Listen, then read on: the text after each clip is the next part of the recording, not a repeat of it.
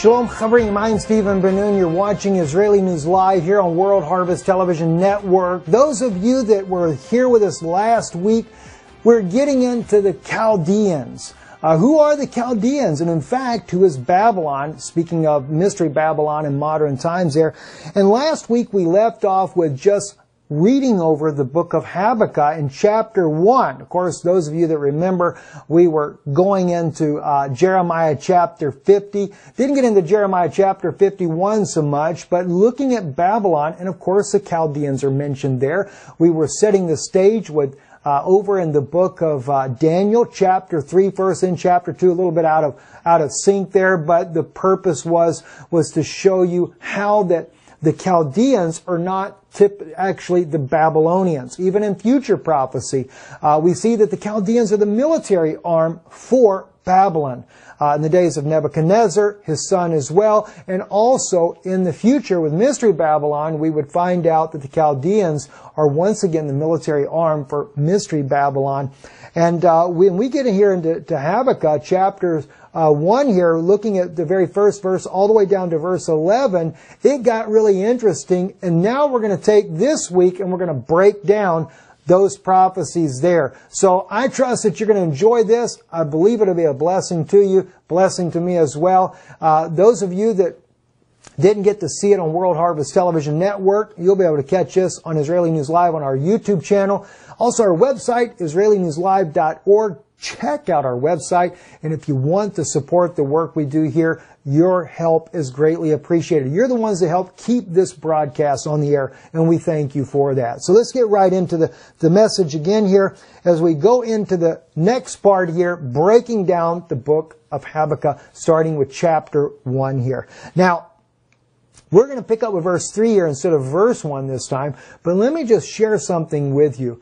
You're going to see a compound meaning in the scriptures here. So I'm going to kind of go through it as we go and share with you both sides of what I'm seeing here and what we see prophecy in the news itself, what is happening in the world today, and it's going to startle you, I believe. Anyway, it startled me as I read it. Why dost thou show me iniquity, and beholdest mischief? And why are spoiling and violence before me, so that there's strife and contention ariseth? Therefore the law is slacked, and right doth never go forth. For the wicked doth beset the righteous, therefore right goeth forth perverted. All right, let's turn to the screen here behind here. I have things in red here. The law is slacked. Actually, it's the Torah. Okay, Alken tafuk Torah. All right, the law is, they're slacking. They're not doing the law as it should be done here. But here's where it gets interesting. Right doth never go forth, for the wicked doth beset the righteous. All right. In other words, they're not bringing forth justice is actually probably the best way to do the wording here, because right here, mi shapat is the word for justice or judgment. So they're not doing the right kind of judgment. The Torah is not being brought out right. Why? This has everything to do with the Chaldeans and what the Chaldeans are doing. Okay? They're not bringing forth the right judgment. Why? Ki rasha, because the wicked, all right, mikater et hatzadik. Now they say on here that they beset the righteous. I think King James says they're round about. Well, you know, my middle name is Katriel. Katriel means the crown of God. Stephen, as you would say in English. That's why I have Stephen for the first name.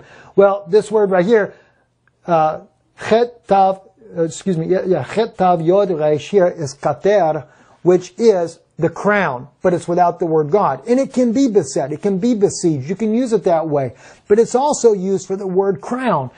This is very important, because it says the law is slack. The Torah, they're not keeping the Torah the way they should. They doth never go forth. You know, the right judgment never goes forth. For the wicked, the rasha, they doth, as they say, beset, or they have, in other words, they're messing with the crown of the righteous. Therefore right goeth forth perverted. Now, if you think about it in the context of what it's saying here, and you could still use the word beset, but if you think about the context, therefore right goeth forth perverted. Alkin yotze mishpat, okay, which is literally, and upon, therefore, going out from the judgment, me'ukal. The judgment is going out perverted. Why? Because the crown, your head, what's inside of here is being perverted. Now, there's a lot of scriptures that go with that. Let's get Proverbs chapter 14, just to show you that kater, like my name there, it says, the thoughtless come into possession of folly, but the prudent are crowned with knowledge. Once again, yakateru. Alright? So that is the crowned with what? Da'at, knowledge or knowing.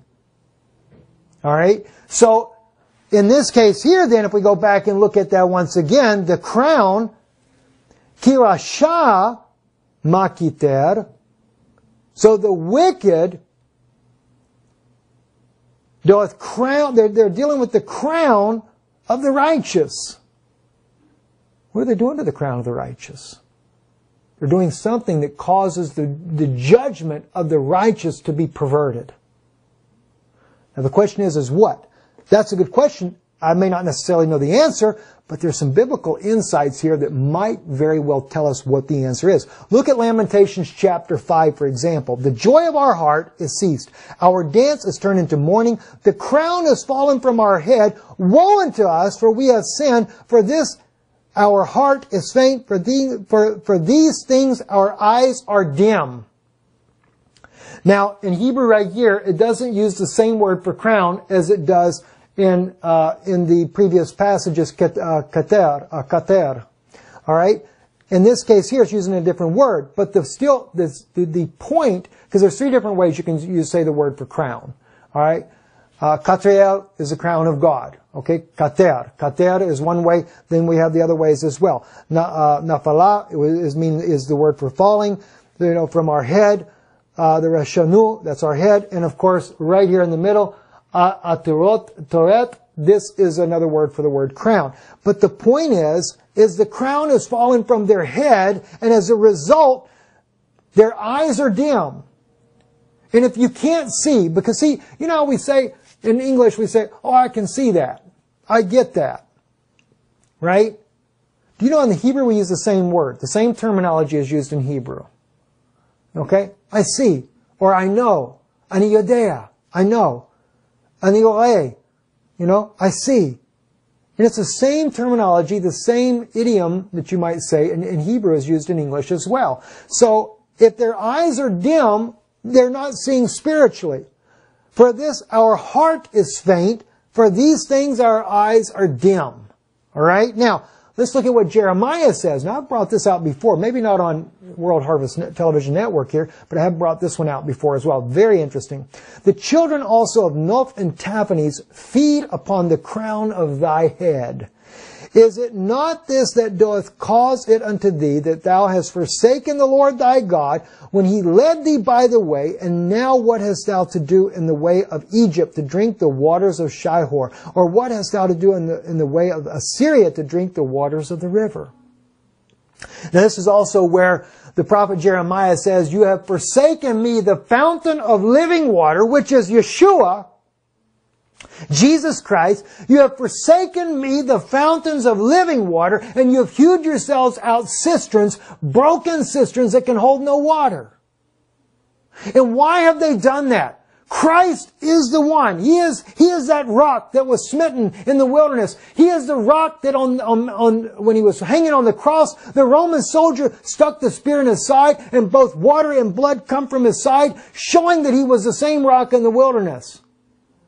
And when the water and the blood separated, it showed that he was a sacrificial lamb, because what did they do in the temple? They would take water, pour it after the animal was killed, wash it out, and out the side of the temple would come the blood and the water. He was the house of God. Alright? And in this case right here, What do we see? Noph and Taphanes, and according to Arabic historians, Noph, they believe, is part of the Nephilim. And what are they doing? They're feeding. They're right there in Hebrew. Let's look at it right here. They feed upon the crown, right? Gam banei Noph, and the sons of Noph, Vetaphanim, Taphanus, okay? What do they do? Yoroch,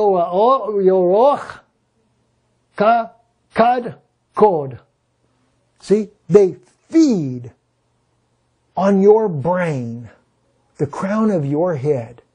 What is it? They're trying to block your DNA. That's what they're doing. So when we're looking at Habakkuk, and we see this in the book of Habakkuk, what are they doing? Therefore the law is slack, and the right doth never go forth, for the wicked doth beset the righteous. Therefore right goeth forth perverted. Okay? So the wicked, what is the wicked doing? They're messing with the crown of your head. Like Noph and Taphanes. They were feeding on the crown of the children of Israel's head, and as a result of that, it was causing a perversion. Now I'm not talking about literally like cannibalism, but what I'm talking about is they're perverting the DNA in our bodies, whether it be through vaccines, whether it be through drugs, whether it be through any kind of DNA manipulation. And let me tell you something about that. When we speak about DNA manipulation, when you're sitting there, especially in America, I was gone 3 years in Europe. I'm going back to Europe as well. But 3 years over there, we do have some Monsanto crops over there, Monsanto seeds, where you get seedless watermelon, seedless grapes, but it's not as prevalent in Europe as it is in America. Same thing with bread. We have a lot of non-GMO, genetically modified breads and grains in Europe, whereas in America it's very hard to find that. When it comes to being seedless, you're just breaking the commandment of God. God said, let every seed bring forth of its kind. But instead they give you seedless. Seedless is totally contrary to the words God, or the Word of God, because you have mixed that seed with something else to make it hybrid, and therefore it has no life in it left.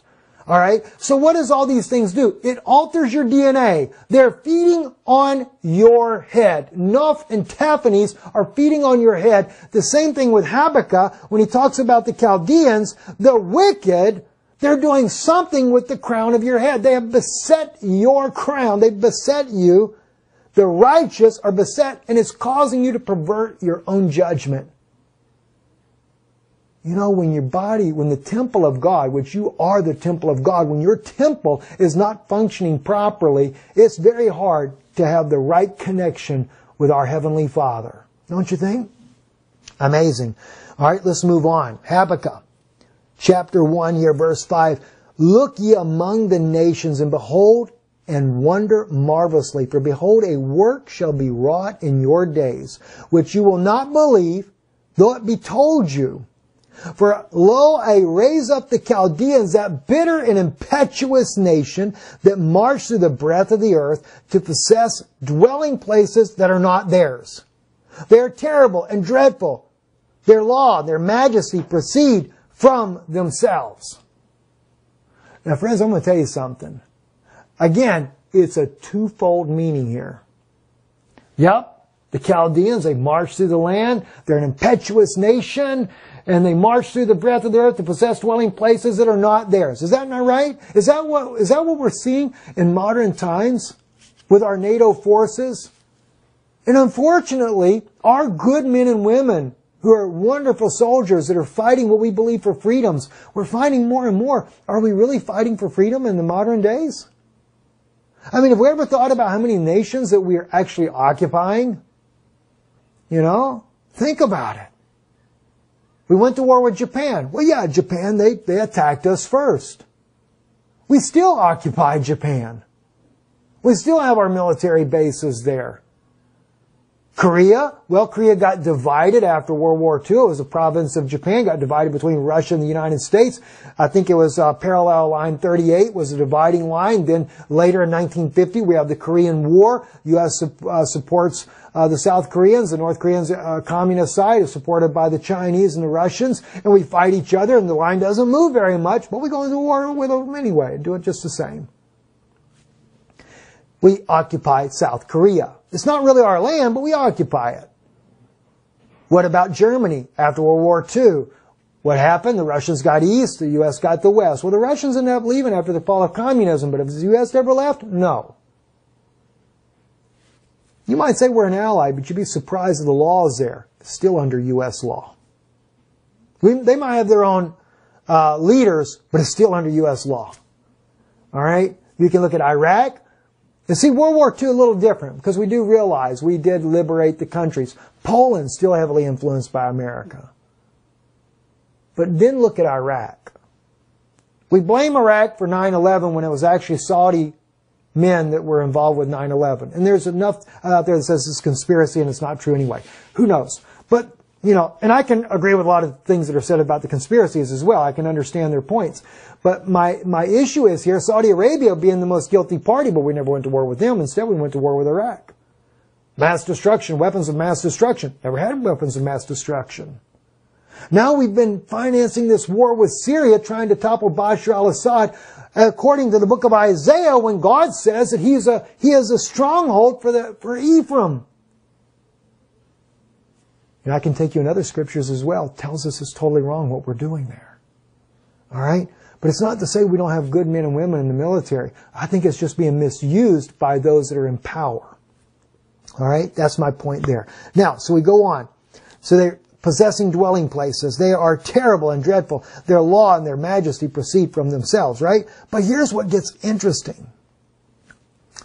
If you look at this in the Hebraic language here, which you will not believe, though it be, it doesn't even say told you in Hebrew. It says right here, To'amenu ki yasubar. Sefer, as we say in modern Hebrew, a book. In other words, what's transcribed, though it be inscribed, or though it be written. Katav is the word for written, but Sefer is a book. In other words, though it be in a book, aminu, ta'aminu, all right, that's really being said to you, which is in a book. And that's the part we don't get to see in there. Yeah, it's being told to you, but it's in a book. All right? That there's the Chaldeans, that bitter and impetuous nation that marched through the breadth of the earth to possess what? The dwelling place. Do you know that the very word for this here, for dwelling place here, Mishakanot, is a tabernacle. If you look that up in Hebrew language there in the book of Exodus, every word for tabernacle is the same thing. They're not just possessing the houses over, say, in Iraq or Syria or whatever the case may be. It's your temple. So when they go to mess with the crown of your head, like Noph Taphanes feed upon the crown of your head, your DNA, to affect your DNA, but they're doing it for what reason? To be able to possess your body. Because you are the temple of God. Didn't think about it like that. And yet, like I said, it's a compound meaning. It can go either way, right? So, now, let's continue on. Isaiah 29. It says it's written. It's actually, they said they'll say to you, or they told you, that it's in a book. What book's it in? It's in Isaiah 29. Right? Verse 10. For the Lord hath poured out upon you the spirit of a deep sleep, and hath closed your eyes. The prophets in your heads, the seers, hath he covered. And the vision, all this is become unto you as the words of a writing that is sealed, which men deliver to one that is learned, saying, read this, I pray thee. And he saith, I cannot, for it is sealed. And the writing is delivered to him that is not learned, saying, read this, I pray thee. And he saith, I am not learned. Now, you might say, brother, how do you mean that this is what we're reading in Habakkuk? Because what is it? The judgment, the law, we can't, and I'm not saying, listen to me, I'm not saying we got to keep the law. That's not what I'm talking about. Although we read in Revelations, they have the testimony of Jesus Christ and they keep the commandments.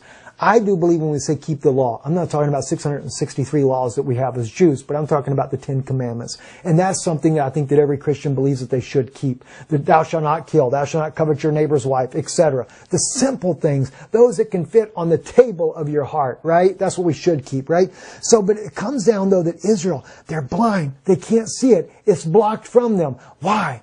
Because they're feeding upon your head. Let's move on down. Let's go back to Habakkuk chapter 1, verse 5. Look ye among the nations, and behold, and wonder marvelously, for behold, a work shall be wrought in your days, which you will not believe, though it be told you. For lo, I raise up the Chaldeans, that bitter and impetuous nation, and march through the breadth of the earth to possess the dwelling places that are not theirs. And as I said, that's also naturally besides spiritually.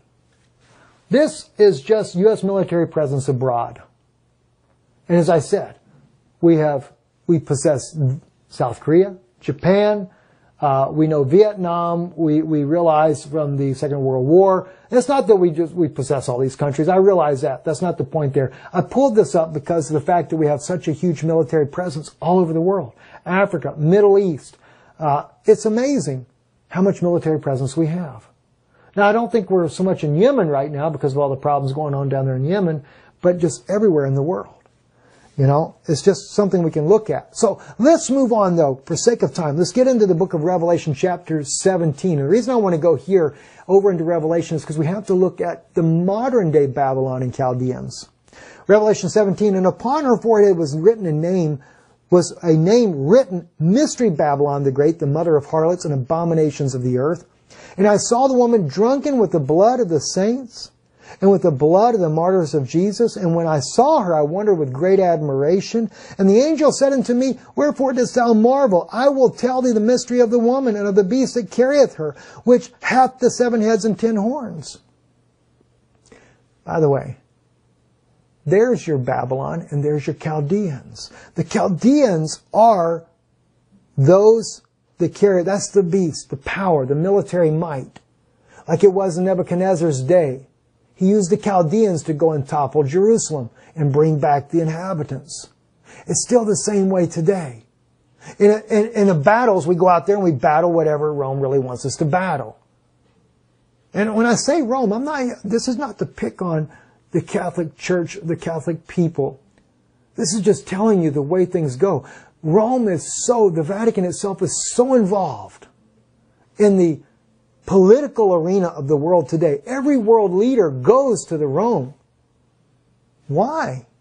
Why is Rome so involved in politics? Well, I believe they're a mystery Babylon.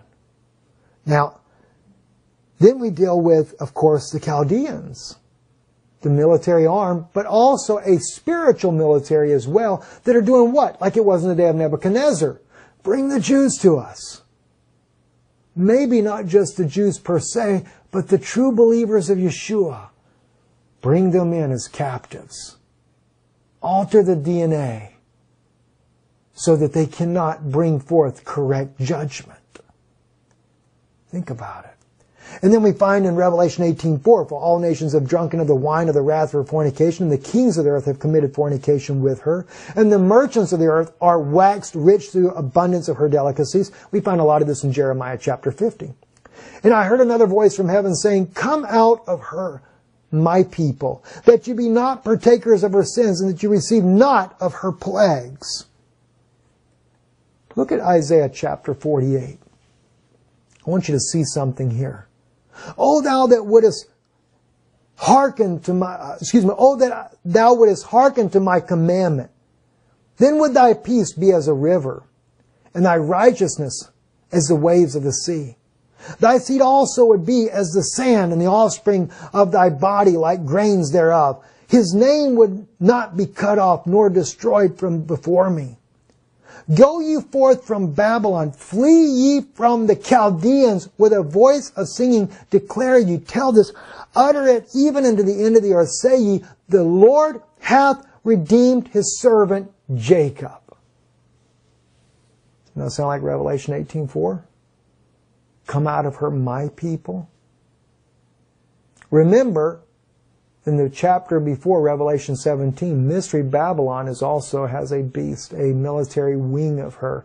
And God commands His children in Revelation 18:4, come out of her, my people, and be ye not partakers of her sins and her plagues. And then we see the same thing, very similar to that, in Isaiah chapter 48. And this has to be a future prophecy in Isaiah chapter 48 because it says, His servant the Lord hath redeemed his servant Jacob. That's all the house of Israel. And I believe when we speak of the house of Israel and the house of Judah together, that's all 12 tribes, that many of the house of Israel are believers that are in all of these church systems today. They're Methodists, Baptists, Presbyterians, Pentecostals, whatever, non-denominationals, Catholics. They're in all of these. But you see, the Lord wants you to come out as a separated people, to stand upon His Word. Is what He wants. Just stand upon His Word. It's not to look down upon somebody else because they have a different belief, but to come out of her, my people, and say what? The Lord hath redeemed His servant Yaakov, Jacob. And Jacob isn't just limited to our brothers and sisters over in modern day Israel. Jacob is all 12 tribes. We are living in a day today where God is here wanting to redeem all 12 tribes. I personally believe that God will do this through the two witnesses. And I know there's many that believe that, the church will be gone when the two witnesses come here, Steve. It's just the way it is. But think about it. How in the world can the church go in a rapture when they all disagree with one another? There's infighting and bickering and everything else. And the purity of the Word of God. I realize that right now Rome is doing an effort to bring the churches back together as one. Now, I don't agree with what they're doing because it's just going into a system. As a very well-known minister said recently and has been promoting, several of them have been promoting that the Reformation is over. That, in fact, it was said by one prominent evangelist that it's an evil spirit speaking about the Reformation, calling it a church split. Biggest church split ever. But have we forgot what the Reformation was about to begin with? Have we forgot about the Inquisition? And today we are dealing with a modern Inquisition once again. Jews and Christians both were put to death because they did not agree or because they had a different opinion. I'm not here to go bash someone else or bash someone else's beliefs, but I do believe that we need to stand for truth, stand for God's Word. We appreciate you. We thank you for watching. Those of you that would like to support this work, please visit our website, IsraeliNewsLive.org. You can be a contributor there, or if you would like to do it by mail, we will also include our address on the screen here right below you there as you're closing out. I'm Stephen Benoon. Thank you. God bless you, and thank you for watching.